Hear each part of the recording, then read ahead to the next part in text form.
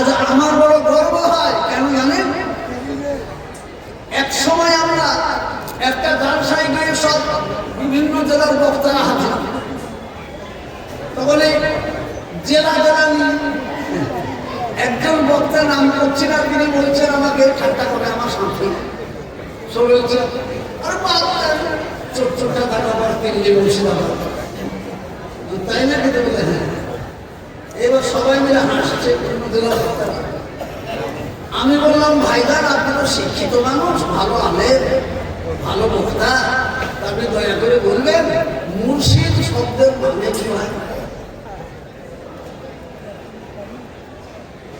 তখন সে বলছে মানে যাবে তা বুঝতো তোমাকে মুর্শিদের মানে বলতো, মুর্শিদের মানেটা বলবো না, দয়া করে বলবা না? তাইলে এবার আমাকে মুখ খুলতে হবে।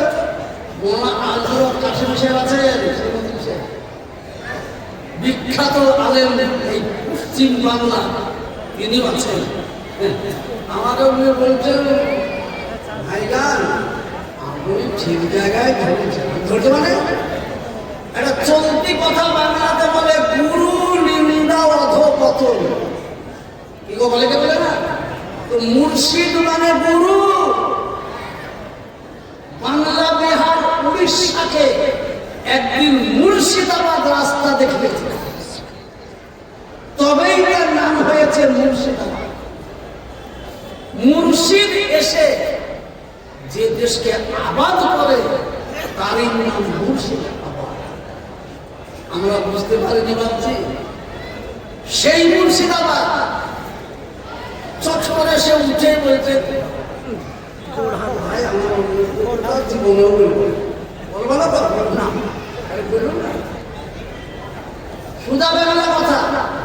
সেই মুর্শিদাবাদের মানুষ আমরা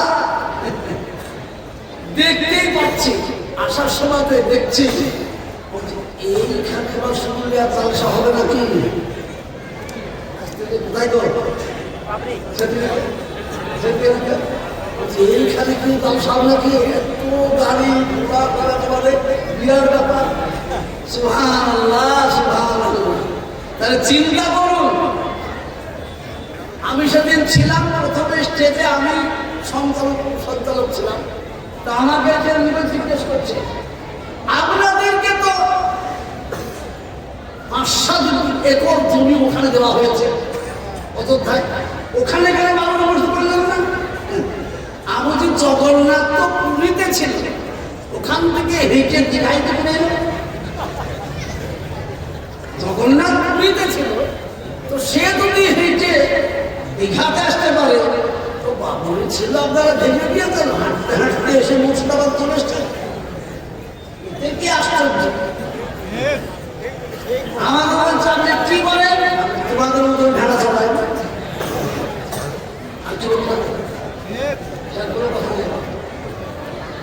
কথা বলে এটাই, এই মুর্শিদাবাদ একদিন ছিল, মাঝখানে কারণবশত হয়েছিল, আবার মুর্শিদাবাদ আলহামদুলিল্লাহ উঠছে। আমি বলি একটাই টাউনে, একটা শহরে 3টি দাওরা হাদিস মাদ্রাসা পশ্চিম বাংলার কোন জায়গা, কোন জায়গা।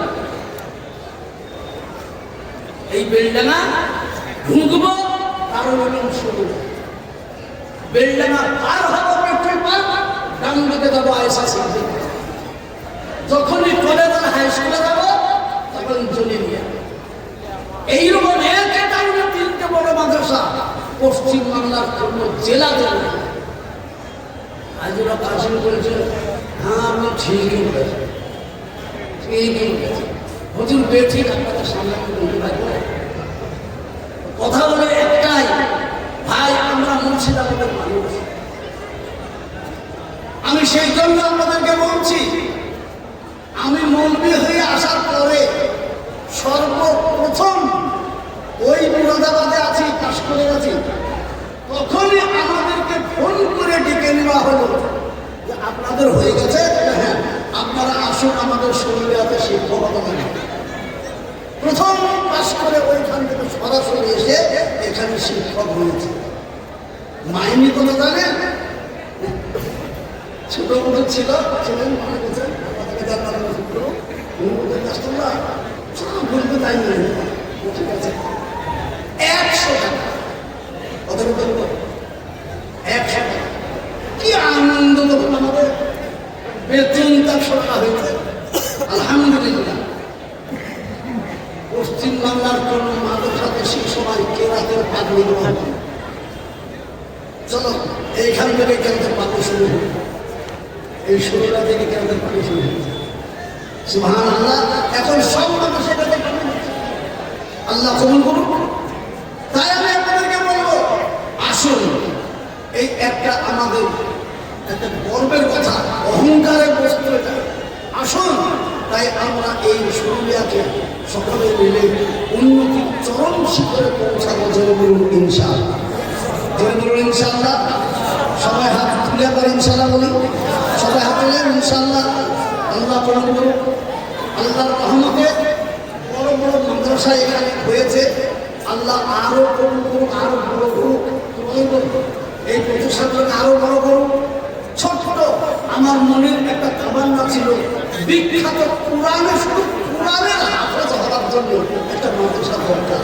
আলহামদুলিল্লাহ এটাকে তিনি বসে আছেন, একটা 5 রাতের মাদ্রাসা তৈরি হয়েছে হিফজুল কোরআন। বুঝলেন না? 5 রাতে হিফজুল কোরআন ভর্তি শুরু হয়ে গেছে ছাত্র।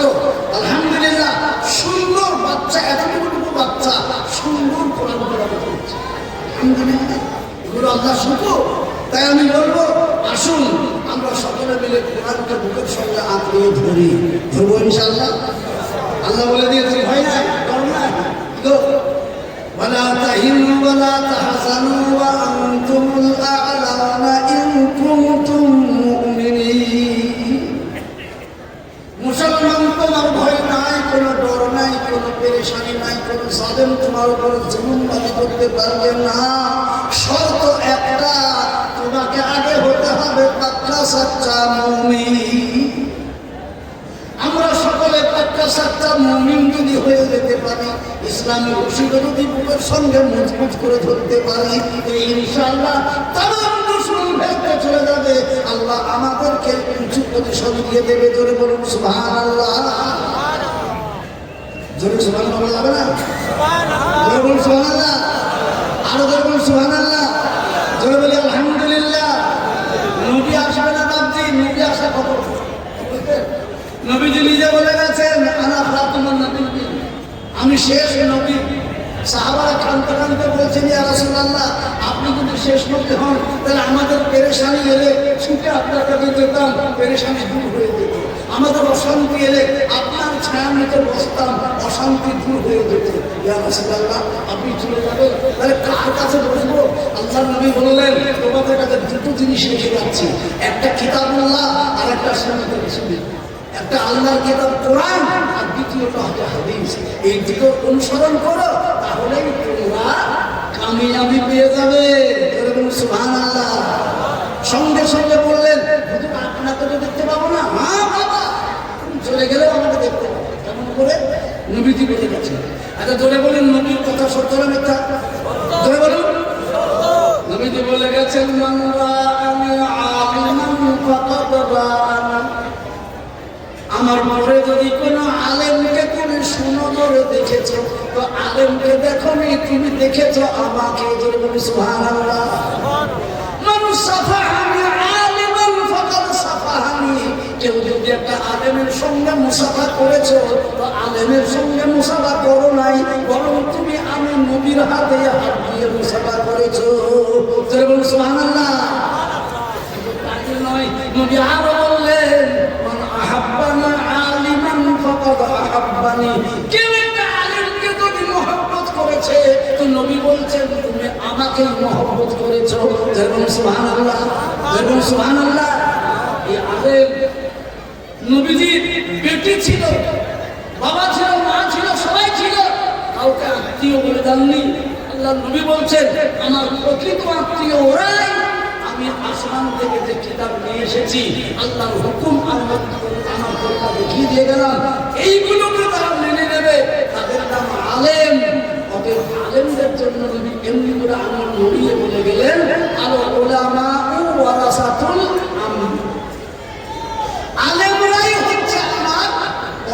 খালিফাতুল ওয়ারিস, সুবহানাল্লাহ। কি বলছো সুবহানাল্লাহ বলে না?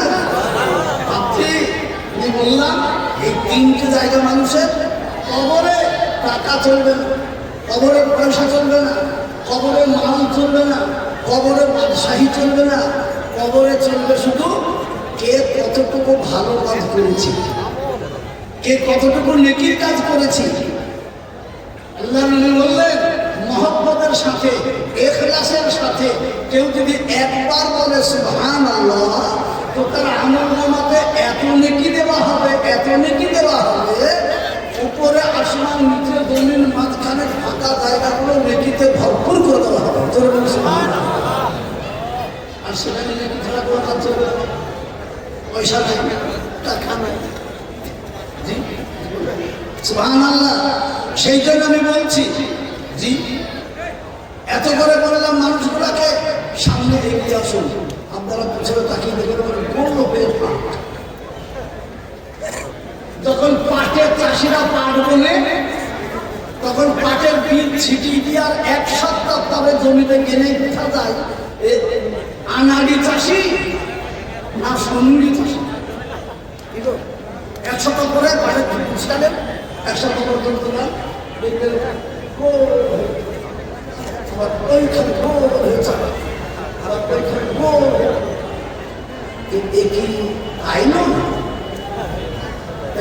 কত বড় জায়গাটা গড়ে ফাঁকা, কত বড় জায়গাটা গড়ে, হ্যাঁ আবার ওদের একটু বিবিধে পাইছে না, আমি ফাঁকা জায়গাটা রেখে দেবে পিছনে বসে করতে। কেউ যদি আসবারও চেষ্টা করে ভেতরে, ঢুকবে কোন দিক দিয়ে? আপনারা পটলের জমিতে বেড়া দেওয়া মতো করে এমনি করে বেড়া দিয়ে দিতেন 4-4টা, দেখেন আসতেন না, ওদের ভেতরে আসা থেকে কথা মনে করছে কি আসতেছে। সুবহানাল্লাহ। একবার এগিয়ে সবার জায়গা শোনা আমার কেউ এসে যদি কেউ আসতে পারো, তো সে সত্যিই বলছি শত শহীদের স্বভাব। ওই পিছনটা ওরা কারা বসে আছে লাইনে, একবার সকলে মিলে 1 মিনিট একটু জিকির করে নিই, আল্লাহ রহমত বর্ষণ হবে। সকলে একবার কালেমা তাইয়্যিবা জিকির করি, লা ইলাহা ইল্লাল্লাহ, জোরে লা ইলাহা লা ইলাহা ইল্লাল্লাহু মুহাম্মাদুর রাসূলুল্লাহ সাল্লাল্লাহু আলাইহি ওয়াসাল্লাম। আমার মনে হয়েছে তারা এসেছে, এরা 2 দিন থেকে মনে কিছু খাবার দাবার খায় নাই বাবা, তো জোরে বলছি কালেমা পড়তে, এনাদের মুখ দিয়ে আসতে বলে অথচ আল্লাহ রাসূল বললেন মান ক্বালা লা ইলাহা ইল্লাল্লাহ ফাদাখালাল জান্নাহ, একবার লা ইলাহা ইল্লাল্লাহ পড়লো সে জান্নাতে চলে গেল। ওরা বলে সুবহানাল্লাহ, লা ইলাহা ইল্লাল্লাহ পড়বো জান্নাতে যাব, এটাও মনের আনন্দে জোরে হচ্ছে না হাবা। হ্যাঁ একবার তো জোরে বলে দেখি, তারা বলতে পারবো দেখি জোরে, যে যত জোরে বলবে সে তত বেশি আল্লাহর নামে বলবে। জোরে বলি লা ইলাহা লা ইলাহা ইল্লাল্লাহ, লা ইলাহা ইল্লাল্লাহু মুহাম্মাদুর রাসূলুল্লাহ সাল্লাল্লাহু আলাইহি ওয়াসাল্লাম। মুহতারাম দোস্ত, আমার বুজুর্গ, আমার বলার উদ্দেশ্য অন্য কিছু নয়। পবিত্র কোরআনে আল্লাহ পাক জানিয়ে দিয়েছেন, ইয়া আইয়ুহাল্লাযীনা আমানু তাকুল্লাহ। ওই ঈমানওয়ালা যারা নিজেকে বলে আমরা মুমিন মুসলমান, তারা কান খুলে শুনে নাও, ভয় করো আল্লাহকে। ওয়াতানজুরু নাফসুম মা কদ্দামাত লিগাদ, আর তোমরা খেয়াল করো, স্মরণ করো কালকে তোমাদের কি হাল হবে। কাল বলতে কোন কাল বাবা? কিয়ামতের দিনকে বলা হয়েছে বাবা, ওই হাসরের ময়দানকে বলা হয়েছে। হাসরের ময়দানে মাথা থেকে অতি নিকটে সূর্য এসে যাবে, মাথার মগজ খুলে বলে বলে ঘামের মতো নাক মুখে বের হবে। পিতা পুত্র বিবিবার বাচ্চা সকলে থাকবে, কিন্তু কেউ কাউরির উপকারে সেদিন আসবে না। ওই দিনের কথা আল্লাহ আমাদেরকে স্মরণ করতে বলেছেন। সেই জন্য আমি আপনাদেরকে অনুরোধ করবো বাবা, যারা এখানে এখানে আছি, আমরা কিয়ামতের কথাকে স্মরণ করি, করে তারপরে আমরা চলি। কিছুক্ষণ পরে আমার পরে ছেলেদেরকে পাগড়ি দেওয়া হবে। আপনারা দেখবেন ছেলেদের মাঝে পাগড়ি বাঁধা হবে।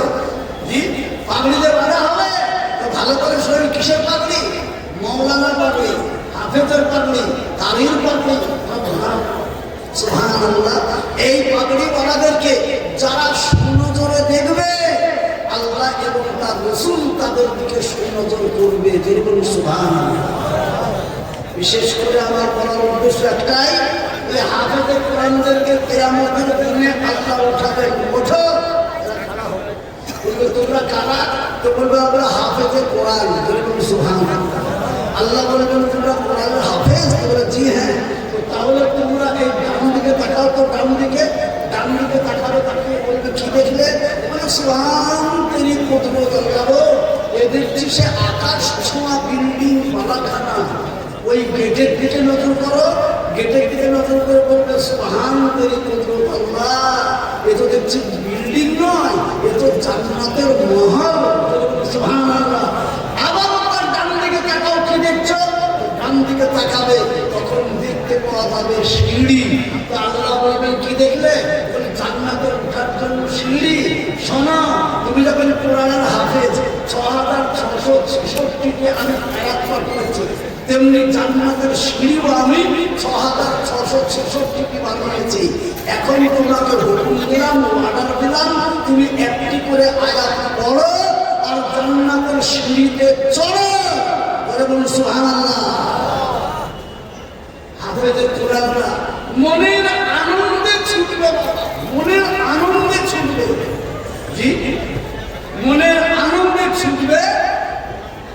ছুটতে ছুটতে যে আউযু বিল্লাহি মিনাশ শাইতানির রাজীম, বিসমিল্লাহির রহমানির রহিম, আলিফ লাম মিম বলে জান্নাতের প্রথম সিঁড়িতে পা দেবে।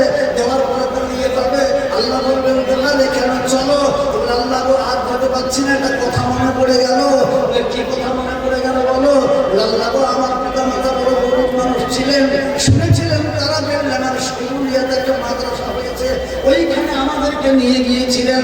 মাদ্রাসার হুজুররা আমাদেরকে নিজের সন্তানের মতো করে নিয়ে পাহারাদার সেজেছিলেন এবং পড়াশোনার ব্যবস্থা করিয়ে দিয়েছিলেন। আর আমাদের থাকা খাবার ব্যবস্থা ওটা এলাকার মানুষে করেছিলেন। তাদের ব্যবস্থা পাওয়ার পরে আজ আমরা হাফেজে কোরআন হয়েছি।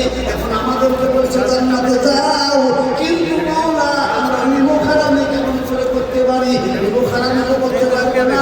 যাদের কারণে আমরা বিল্ডিংয়ে বসতে পেয়েছিলাম, যাদের কারণে আমরা খেয়ে দিয়ে পড়তে পেয়েছিলাম, সেই লোকগুলোকে সঙ্গে না দিলে আমরাও জান্নাতে যেতে পারবো না। আল্লাহ পাক তাবারক তাআলা বললেন যাও যাও যাও, এখন তোমাদেরকে অর্ডার দিলাম, হুকুম দিলাম, কারা তোমাদের সহযোগিতা করেছিল, ভালোবেসেছিল, তাদেরকে ডাক দাও। তোমাদের ডাকে তারা তাদের হাতকে তুলে তাহলে এক্ষণে তোমাদের সঙ্গে তাদেরকেও জান্নাতে ঘোষণা করে দেব। আলহামদুলিল্লাহ, আলহামদুলিল্লাহ। এইবার হাফেজরা উচ্চ আওয়াজে ডাক দেবে। কারা? শুরুলিয়া মাদ্রাসায় আমরা ছিলাম, তখন আপনারা কারা আমাদের জন্য সর্বরকমের ব্যবস্থা করেছিলেন। আজ আপনাদের কারণে আমরা হাফেজে কোরআন হয়েছি, আমাদের আল্লাহ জান্নাতি বলেছেন এবং এটাও আবার দিয়েছে যে আপনারা যদি হাত তুলে এগিয়ে আসতে পারেন তাহলে আপনাদেরকে সঙ্গে নিয়ে একসাথে জান্নাতে যাব ইনশাআল্লাহ। সকলে হাফেজরা বলবে, তখন এদের ডাকে আমরা সবাই হাত তুলতে পারবো ইনশাআল্লাহ। পারবো ইনশাআল্লাহ? হ্যাঁ, একবার আমি জোরে নারা লাগাবো, সবাই হাত তুলবো ইনশাআল্লাহ। যদি হাত সকলের উঠে সেই হাত কালকে আসরের ময়দানে উঠবে ইনশাআল্লাহ। জোরে সরে মহব্বতে বলি, এই মজলিসে আছে যত মুজাহিদ বীর, এই মজলিসে আছে যত মুজাহিদ বীর, এই উচ্চ স্বরে বলি একবার নারে তাকবীর। আল্লাহ আমাদের হাতকে কবুল করুন, বলবেন আল্লাহুম্মা আমিন। আমি দেখতে পাচ্ছি মাঝখানে কিছু কিছু লোক হাত তুলে, আর তারা চালাক সাজে। তারা বলছে আমরা চালাক, আমাদেরকে হাত রাখলে ভিড়ের মাঝখানে কেউ বুঝতে পারবে না। আরে কেউ বুঝতে পারো না, পারো আল্লাহ পারবে কিনা? কিন্তু আল্লাহ পারবে কিনা? আগে মুহুরি বসে রেখেছে, তিনি দেখতে পেলেন কিনা? না সুবহানাল্লাহ, আমি আগেই বলেছি নবী আসবে না, কিন্তু নবীর দেখানো পথ গোলামারা বেছে দিয়েছে, সেই গোলামারা ভালো দিচ্ছে। আজ নবী গো আমার লাগাইয়া বাজার, শুয়ে আছেন সোনার মদিনায়। আব্দুল্লাহর মুর্শিদে মায়ামিনের শেখুনিতে জন্ম নিলেন নবী আরব মক্কায়। নবী গো আমার লাগাইয়া বাজার, শুয়ে আছেন সোনার মদিনায়। নবী দিনেরই জন্যেতে গেলেন তায়েফ বস্তিতে, নবী দিনেরই জন্যেতে গেলেন তায়েফ বস্তিতে। রক্ত ঝরিয়ে সে ঠাই বেহুশেতে রয়। নবী গো আমার লাগাইয়া বাজার, শুয়ে আছেন সোনার মদিনায়।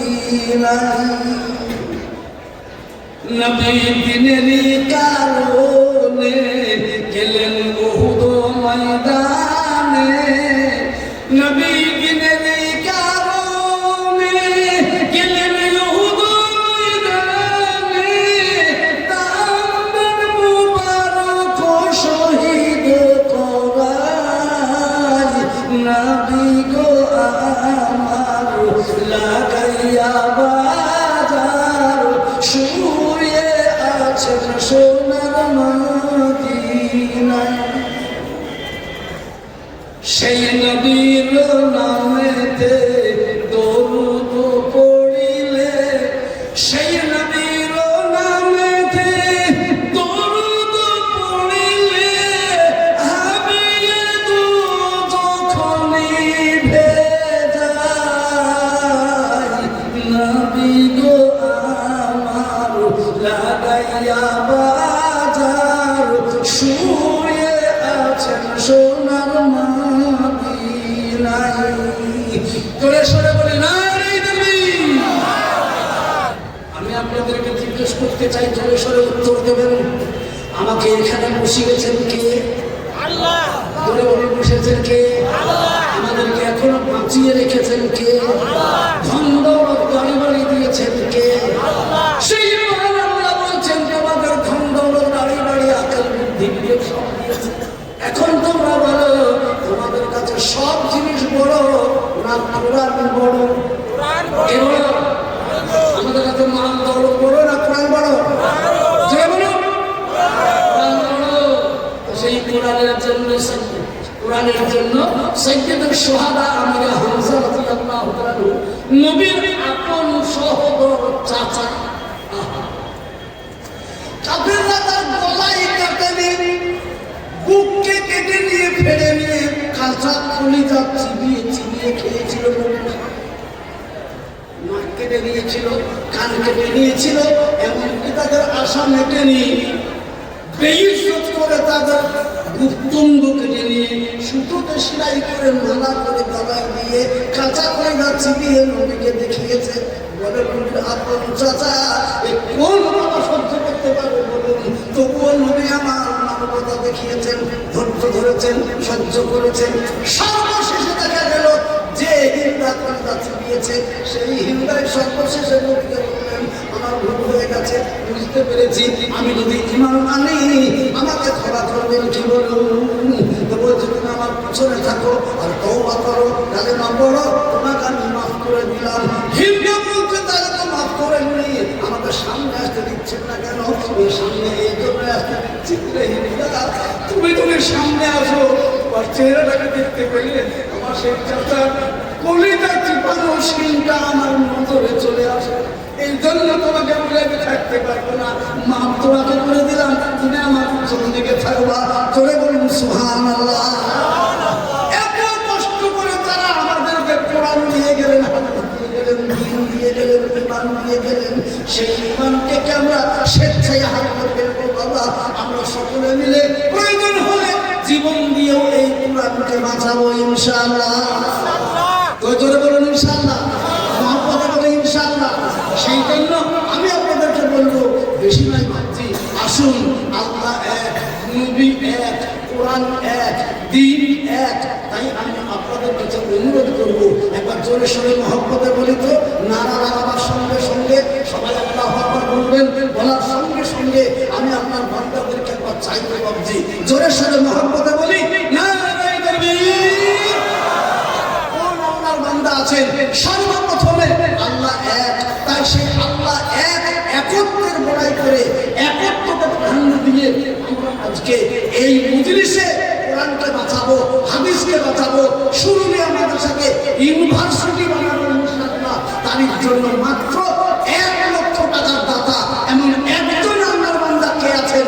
ওই যদি কেউ বলতে পারেন আমি প্রাণ ভরে তার জন্য দোয়া করবো এক্ষুনি এই মজলিসে ইনশাআল্লাহ। ওই দেখি বাবুজি সর্বপ্রথমে কোন আল্লাহর বান্দা আছেন বলবেন যে ইনশাআল্লাহ এই মাদ্রাসাকে আমি 1 লক্ষ টাকা দেবো, সারা বছরে আস্তে আস্তে দিয়ে দেবো।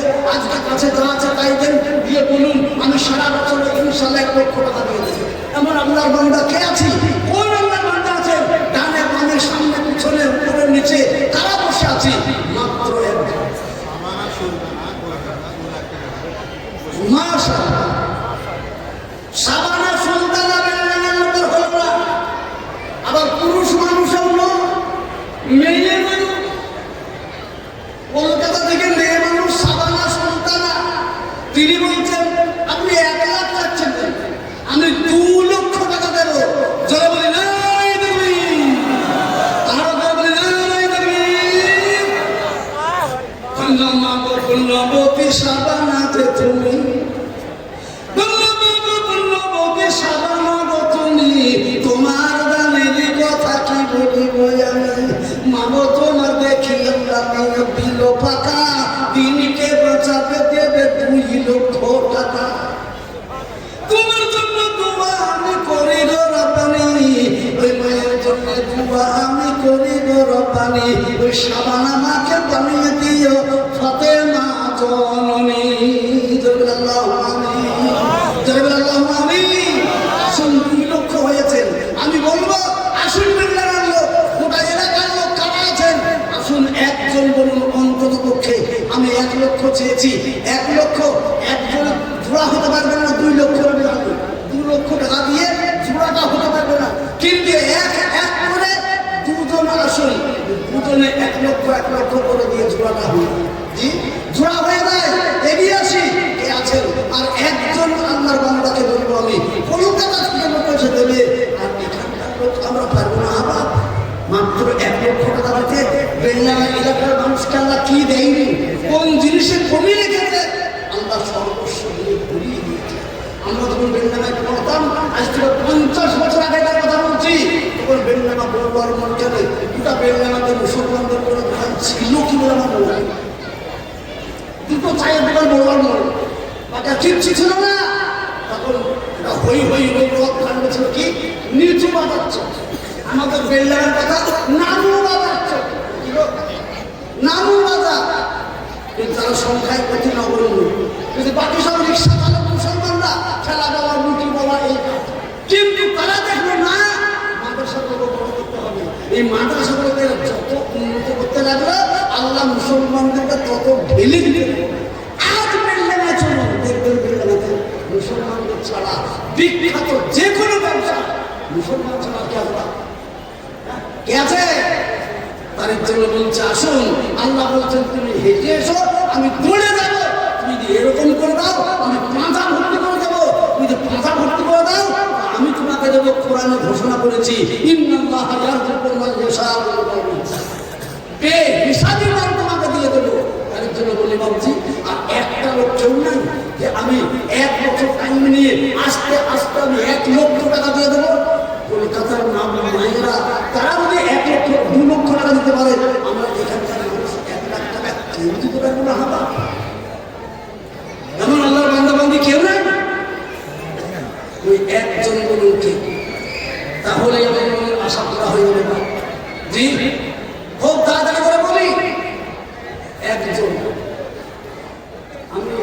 সেরকম করে বলছে, আমার সামনে, আমার পিছনে, বামে, ডানে, মায়েরা, বোনেরা, ভাইয়েরা, বাবারা। পেয়ারা নবী সাল্লাল্লাহু আলাইহি ওয়াসাল্লাম বলে গেছেন, তোমার মা আর বাপ, বেটা আর বেটি, বিবি আর স্বামী, তারা কবরে চলে গেছে। তারা কবরে শুয়ে শুয়ে প্রতিদিন আমাদের দিকে তাকিয়ে তাকিয়ে চোখের পানিতে বুকে ভাসায়, আল্লাহ আমার সারা জীবনের উপার্জিত ধন সম্পত্তি সবকে ছেড়ে দিয়ে আজ খালি হাতে কবরে চলে এসেছি। তোমার কোনো বান্ধবী থাকতো, আমার আত্মীয় কেউ কেউ থাকতো, নিশ্চয় তারা আমার জন্য কোরআনকে বাঁচাতো আর আমাকে আল্লাহ কবরের সামনে দিত। আসুন এমন একজন আল্লাহর বান্দা, সেই জন্য বলছি, নিজের পিতা, নিজের মাতা, নিজের বেটা, নিজের বেটি, নিজের বিবি, নিজের স্বামীর জন্য একজনকে আছে অন্তরপক্ষে, তার সংসারে সব কিছু ভোগ করছি, আর তার জন্য মুখে 1 লক্ষ টাকা